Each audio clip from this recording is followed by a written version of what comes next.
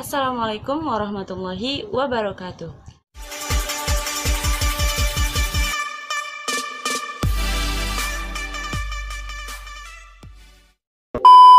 Perkenalkan, nama saya Siti Nurhaliza, mahasiswa semester 6 jurusan Pendidikan Agama Islam, Fakultas Ilmu Tarbiyah dan Keguruan, Universitas Islam Negeri Sumatera Utara. Nah, video ini adalah sebagai pemenuhan tugas KKNDR individu pada tahun 2020. Nah, di video kali ini kita akan membahas mengenai pentingnya strategi mengajar guru di dalam situasi pandemi COVID-19 ini. Nah, seperti yang kita ketahui sekarang ini, bahwa Indonesia adalah salah satu negara yang penderita virus corona atau COVID-19 yang lumayan banyak di dunia. Nah, untuk mengurangi dan mencegah tersebarnya virus ini, maka pemerintah Kementerian Pendidikan Indonesia, yakni Bapak Nadiem Makarim, telah mengeluarkan peraturan mengenai diberlakukannya pembelajaran secara daring. Nah, di mana tegaskan kembali dan dapat kita lihat langsung di dalam surat edaran Menteri Pendidikan dan Kebudayaan nomor 2 tahun 2020 dan nomor 3 tahun 2020 tentang pencegahan virus COVID-19. Nah, mengenai keputusan pemerintah ini pastinya berdampak sangat besar terhadap strategi mengajar guru, yang mana biasanya pembelajaran konvensional atau pembelajaran langsung tidak perlu membutuhkan strategi yang kita gunakan adalah strategi yang pada umumnya saja. Nah, keputusan pemerintah inilah yang menjadi suatu permasalahan bagi guru dalam mengajar. Tak banyak siswa ataupun mahasiswa yang mengeluh terhadap pembelajaran daring ini, karena ada beberapa kendala yang biasa terjadi pada mahasiswa. Pertama, susahnya jaringan di tempat masing-masing. Aduh, 5 menit lagi. Sebentar lagi. Mati lampu. Kedua, harga paket yang terlalu mahal sehingga kita sering kehabisan paket tentunya. Alhamdulillah udah selesai. Tinggal kirim ke email Bapak. Loh, kok nggak terkirim-kirim? Loh, kok bisa? Paketnya habis. Kalau sudah paketnya habis mau gimana lagi? Masalah yang ketiga, tidak tepatnya waktu pembelajaran daring. Hari ini aku mau buat vlog dulu lah. Hai teman-teman semuanya, kembali lagi bersama aku.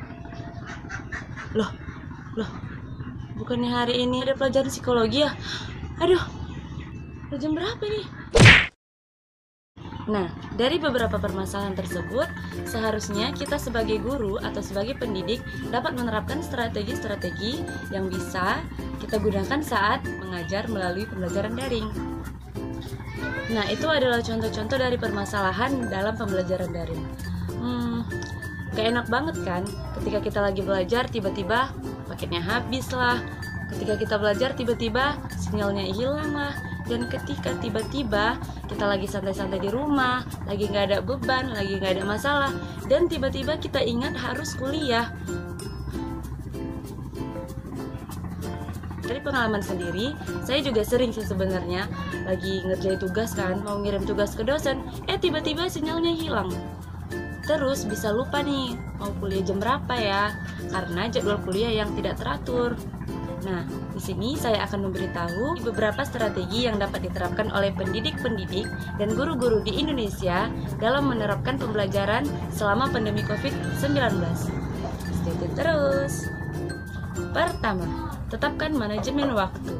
Nah, manajemen waktu ini adalah sesuatu yang sangat penting harusnya.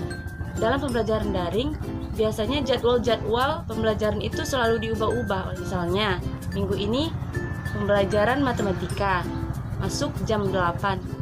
Nah, bisa saja di minggu depan jadwal masuknya diubah lagi. Nah, jadi hal ini membuat mahasiswa dan siswa itu bingung gitu kan.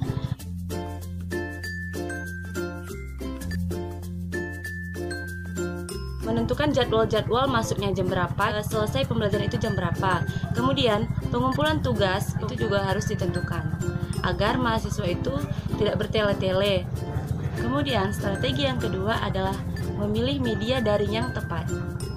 Kenapa memilih media daring yang tepat ini adalah salah satu strategi yang saya gunakan, karena pembelajaran daring ini adalah pembelajaran yang dilakukan dalam jaringan. Otomatis pembelajaran yang kita lakukan menggunakan media sosial. Nah, pemilihan media sosial seharusnya ditentukan oleh pendidik yang mayoritas banyak digunakan oleh mahasiswanya. Jangan memberatkan mahasiswa atau siswa dalam pemilihan media sosial. Misalnya, seperti aplikasi WhatsApp. 90% kebanyakan mahasiswa atau pelajar di Indonesia itu banyak menggunakan WhatsApp. Nah, maka aplikasi ini bisa digunakan oleh dosen atau guru pengajar pendidik di Indonesia sebagai salah satu media pembelajaran. Kemudian media yang kedua adalah seperti Google Classroom. Nah, Google Classroom ini adalah sebuah aplikasi yang memudahkan dalam pembelajaran online. Kenapa? Karena pertama, tidak memakan banyak data seluler yang pastinya dapat menghemat kantong mahasiswa. Kemudian yang kedua, penggunaannya juga tidak terlalu ribet. Nah, jadi bagi mahasiswa atau juga pendidik yang tidak terlalu paham gadget, bisa menggunakan aplikasi ini dengan mudah. Oke, terima kasih. Sekian strategi yang dapat saya sampaikan. Semoga bermanfaat bagi tenaga-tenaga pendidik di Indonesia. Nah, saya ucapkan semangat untuk para pendidik di Indonesia. Kalian adalah para pejuang bangsa. Semoga kalian diberikan semangat yang membara untuk mendidik dan mencerdaskan anak-anak bangsa. Assalamualaikum warahmatullahi wabarakatuh.